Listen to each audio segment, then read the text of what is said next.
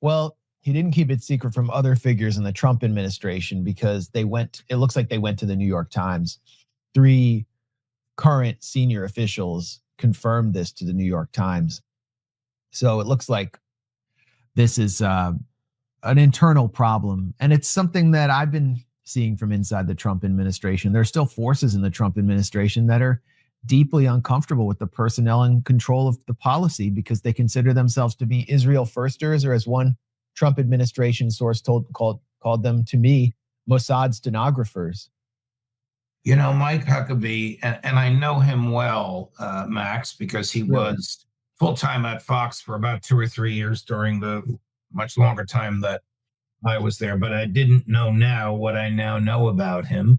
Yeah. He is what Tucker Carlson is being excoriated for condemning, a Christian nationalist who puts Israel above the United States, an arch Zionist. Now, I don't know how a human being nominated by the president, confirmed by the Senate, the official government representative of another country, can put that other country first and expect to get away with it.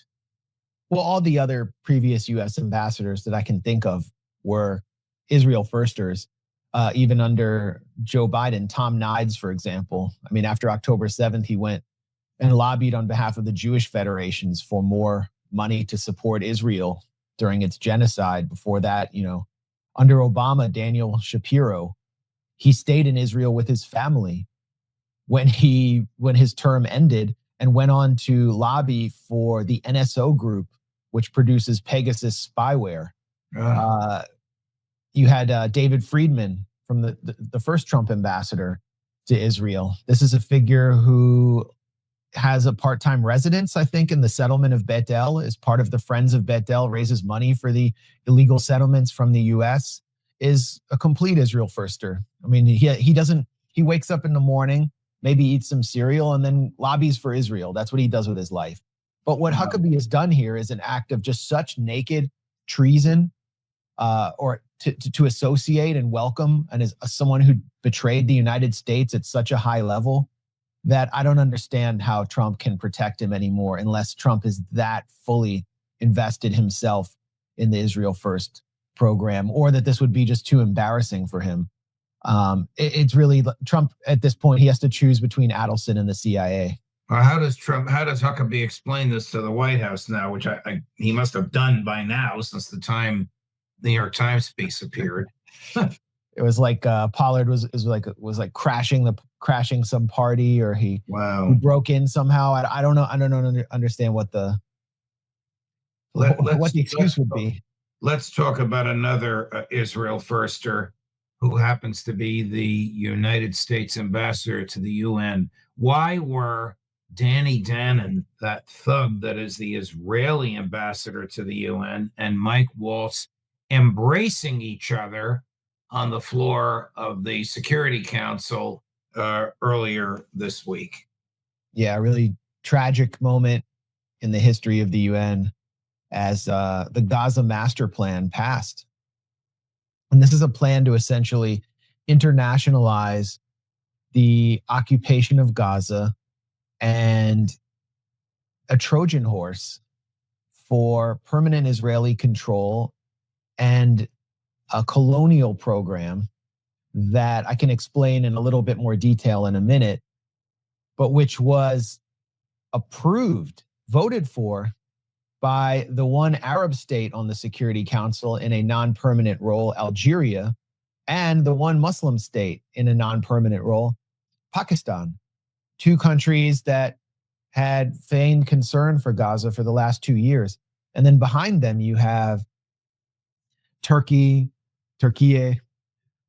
Saudi Arabia, United Arab Emirates, Egypt, the Arabs and the Muslim states that are vying for a role as part of this international stabilization force, which is really a pacification force whose mission will be to disarm Palestinian resistance factions and put Palestinians at the mercy of the Israeli army, but behind an international flag. Now, Turkey has said that disarming Hamas without ending the occupation would be a red line. So why do they want to be involved in this? Have they spoken out against this resolution?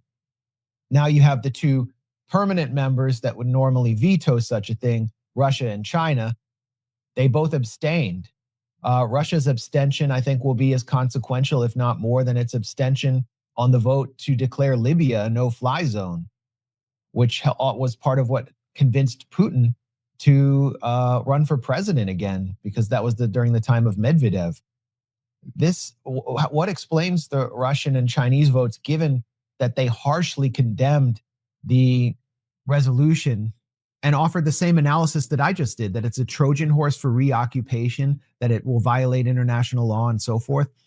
They claim that they couldn't abstain, they couldn't actually veto it when you have all of the Arab states, which are basically vassals, being in favor of this international force. And after they vetoed it, you have the Palestinian Authority, the Vichy Authority, that collaborates with Israel to rule the West Bank, supporting this vote. So what you've seen is the complete betrayal of Gaza by the Arab and Muslim world, and Russia and China failing to step in because I guess they don't want to complicate their relations with Turkey and Egypt and all these other mid-level powers. And Gaza is now at the mercy of what Jared Kushner called the master plan, which I can explain, but which is essentially a colonial divide and conquer plan that continues the genocide under international cover. And will this master plan permit Jared Kushner to become the development for the very valuable waterfront real estate? I should actually clarify, it was Steve Witkoff who referred to it as a master plan in a 60 Minutes interview, and Jared Kushner was seated beside him, and he grimaced with so much agony because Witkoff had let the cat out of the bag. Didn't the vice president let the cat out of the bag in a similar environment where he referred to Kushner as the investor? Yeah. I mean, Kushner is the investor in a company that has proposed Gaza seafront real estate. Kushner has himself referred to Gaza as ideal waterfront real estate property. So absolutely, Kushner is interested in the master plan. If you look at the map right now, there's this yellow line that Israel has set up, preventing Palestinians from reaching the arable areas that used to be agricultural land. It cuts them off from everywhere east of Gaza City, all the way down to east of Khan Yunis. Rafah is completely destroyed in the south, so there's this giant buffer, and Israel's occupying that, as well as the Netzarim corridor. And that yellow line confines the population of Gaza into basically a concentration camp where Israel and the United States military, through its new Civil Military Coordination Center in the Israeli city of Kiryat Gat, control all the access points for aid. They're dumping cell phones into Gaza today. There are images of tons of cell phones being offloaded into Gaza for obvious reasons, spying and spreading destabilization. Then what Israel's going to do is, in those areas where they're carrying out demolitions, where Palestinians are not allowed to go, where they're being killed if they go, outside the yellow line, which is 58% of the Gaza Strip, they're going to create these so-called model cities. We've seen the maps for them in the Boston Consulting Group plans, and they're really like gated communities where everything will be digitized. Like the nightmare that everyone who opposed the COVID lockdowns had of 20-minute cities and globalist control, it will be fulfilled there. Everyone will be living in these biometric gated communities. Businesses will be blacklisted that do not comply with Israel, and those that are whitelisted will be run by future warlords. And the United Arab Emirates will be one of the Arab authorities administering things financially, but cash will be virtually this will be sort of a cashless society. Everything will be digitized and tokenized, biometric. Everyone will be under mass surveillance. And then anyone who remains back in the areas that were controlled by resistance factions, Palestinian grassroots factions, they will be subjected to more starvation sieges and continuous bombardment unless they move to the model areas. That's the future of the master plan until they get those areas on the waterfront for Jared Kushner and his buddies. Gee, I wonder who will build the digital infrastructure. Probably the same people that threw you out. Palantir, probably the same people that threw you out of that conference where you tried to question them. So Palantir has been heavily involved by the admission of its CEO, Alex Karp, who was just at the U.S. Saudi Investment Forum at the Kennedy Center down the street 2 days ago. Alex Karp has boasted about his role in providing Israel with targeting assistance through Palantir's Maven system and participating openly in the genocide.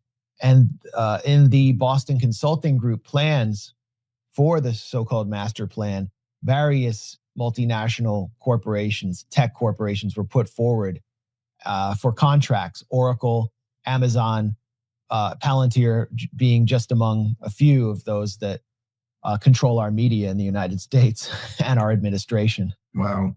I want to get to Venezuela and the CIA's cocaine business with you because you've just done some extraordinary reporting on it. But before we do, I'd like you to watch this clip from John Kiriakou.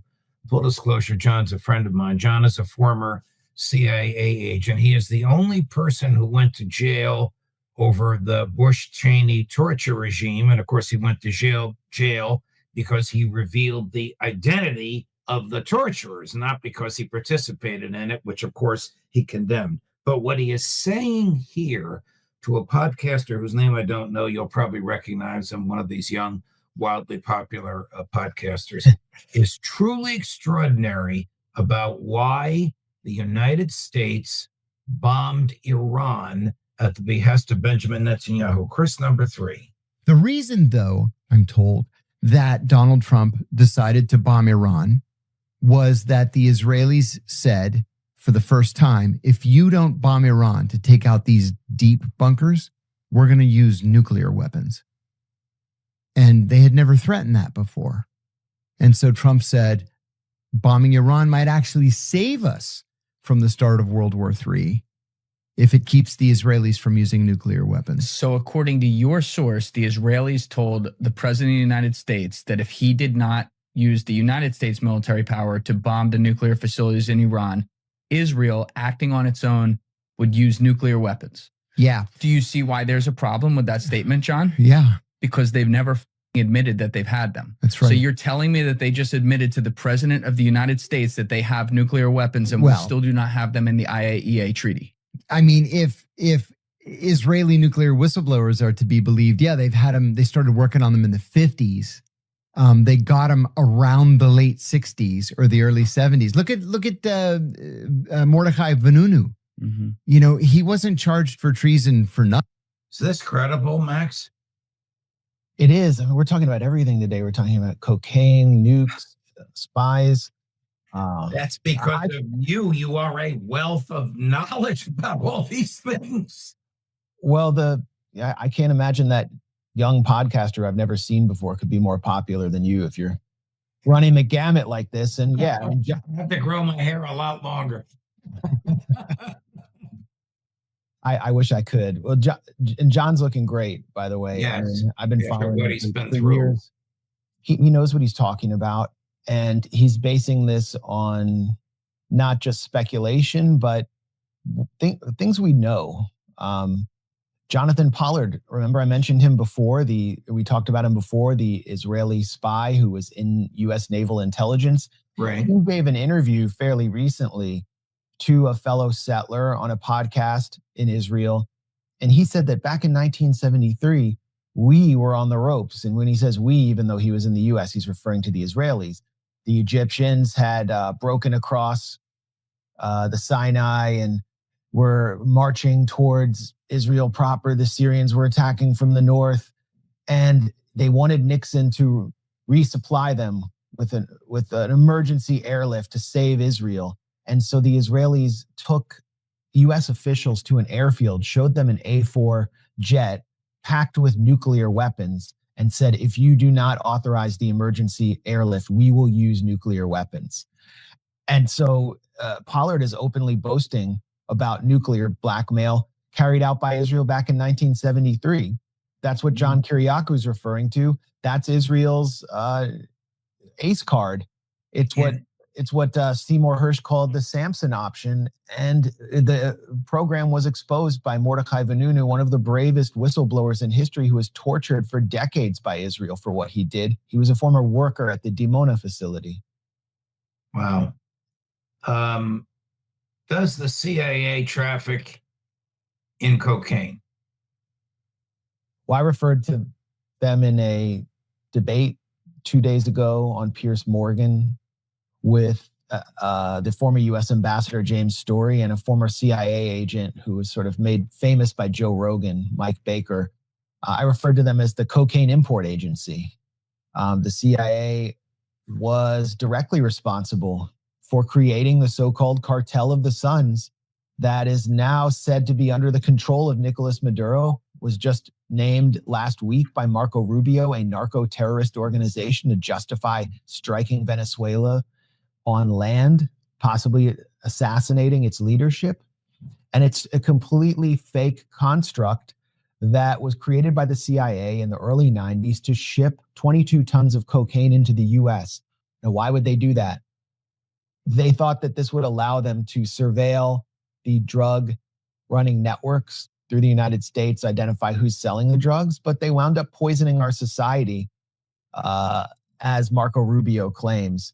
And this was just sort of, this is the tip of the iceberg when it comes to the CIA being involved with cartels. The DEA agent who actually realized that the CIA was involved with the Guadalajara cartel in the 1980s and was using the cash to fund black operations run by Ali North in Central America was named Kiki Camarena. And what happened to him?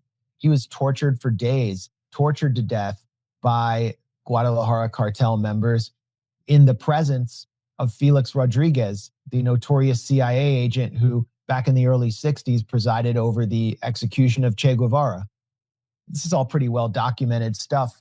But then we have figures in US federal prisons like Genaro Garcia Luna, who was the most powerful law enforcement security official in Mexico for years under the administrations of Vicente Fox and Felipe Calderon. These are like the two key US allies from the PAN and PRI parties, from the PAN party in Mexico. And the US knew about this. State Department officials knew that Garcia Luna was colluding with the Sinaloa cartel to ship massive amounts of cocaine and fentanyl into the United States. But they continued they turned a blind eye to it because they had this Plan Merida with Calderon and Vicente Fox. They called him the George W. Bush of Mexico. The U.S. loved him. He was like the most pro-U.S. Mexican president. They turned a blind eye to it until it became too late. And now Garcia Luna is in a supermax prison in the U.S., sentenced to life. I mean, this is like the head of the FBI being involved directly with the cartel. And I don't know what Kash Patel's up to, but I don't know if he's gone that far. Wow. Is the CIA plotting a coup in Venezuela?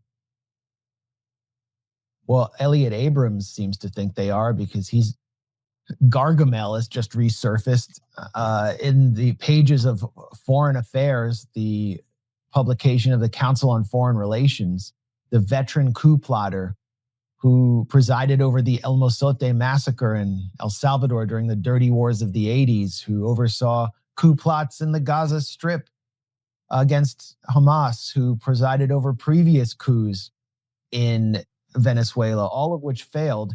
And he's now putting forward a plan for a US Special Forces attack on Venezuela. So the CIA, I mean, Trump has authorized them to operate in a lethal fashion, essentially overtly in Venezuela.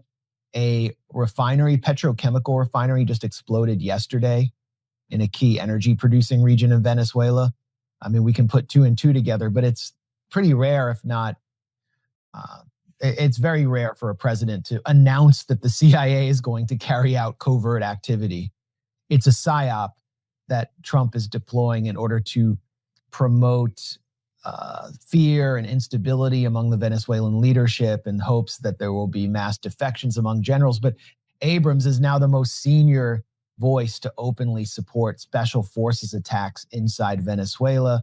There's another figure named Marshall Billingsley. If you're watching this, go to his Twitter account if you want to see war-crazed, maniacal psychosis in action. He's just tweeting photos of hospitals, high-rise buildings in Caracas, a baseball stadium, fantasizing about U.S. Tomahawk strikes on these structures and essentially claiming that this is where Maduro's bunkers are or the vice president's bunker. But these are political officials of a UN-recognized government, and he's calling for Israeli-style strikes on hospitals. Marshall Billingsley has worked in administration since the George W. Bush era, was testifying in Congress last October, was Trump's key guy on sanctions on Venezuela. So this is not some nobody, and this is where their thinking is going.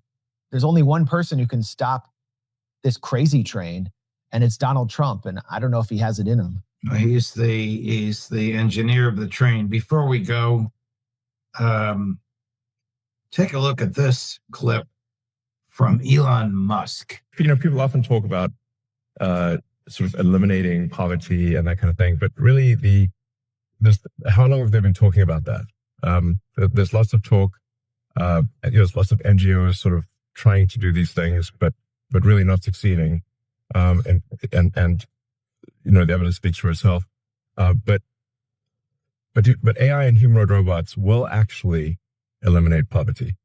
And Tesla won't be the only one that makes them. I think Tesla will pioneer this, but there will be many other companies that make humanoid robots. But there is only basically one way to make everyone wealthy, and that is AI and robots. What the hell is he talking about? AI and robotics are going to make everybody wealthy and eliminate poverty. Do you get it? Well, they're going to make everyone unemployed, and then everyone's going to have to live off universal basic income, as the man seated to Elon Musk's left, Jensen Huang, who's the CEO of NVIDIA, said right after Elon Musk. What Elon Musk is saying makes absolutely no sense. And it shows that in the world of AI and tech, there is a messianic mentality that is being fueled by massive infusions of cash that is leading to nowhere. They talk about all the energy they need, all the gigawatts they need, but they don't exactly know what they need it for. They don't have a clear budget.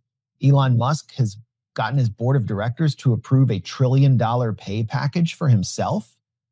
Where's the money going to come from? And they're at the Saudi U.S. Investment Forum at the Kennedy Center, which was a grotesque gallery of corporate looters and Saudi monarchs and their lobbyists, and Donald Trump, a real portrait of American governance at a late and decadent stage. And the Saudi Public Investment Fund, which is actually not as flush with cash as we think it is, has failed on several white elephant projects like Project Neom, which was to align Saudi Arabia's coasts with resorts and high-speed rail, and is going absolutely nowhere, has ponied up $600 billion for these AI warlords, these messianic figures, including Elon Musk, who are seeking more and more cash so they can say that that their earnings have gone up, even though they're not actually selling a product that is profitable at this point. Saudi Arabia generates about $1 trillion every year. So it doesn't have $600 billion to give to them. I don't know where the money is going to come from. This was just the strangest spectacle of financial fantasy. And essentially what we're witnessing is a kind of Ponzi scheme in which all of this money is being directed into AI, our money, Saudi money, but it's not coming back. It's not necessarily creating jobs. It's causing consumers to pay more for electricity bills through all these data centers. And it's fueling a bubble, much like the dot-com bubble of the 1990s. And if you look at NVIDIA's earnings, you have all of these investors with short positions on NVIDIA right now. NVIDIA's taking in all this money, but it's not actually generating anything. It looks like the bubble could burst and do irreparable harm to the U.S. economy. And we're going to go back and look at that scene there of Elon Musk predicting the end of poverty, and gather up our pitchforks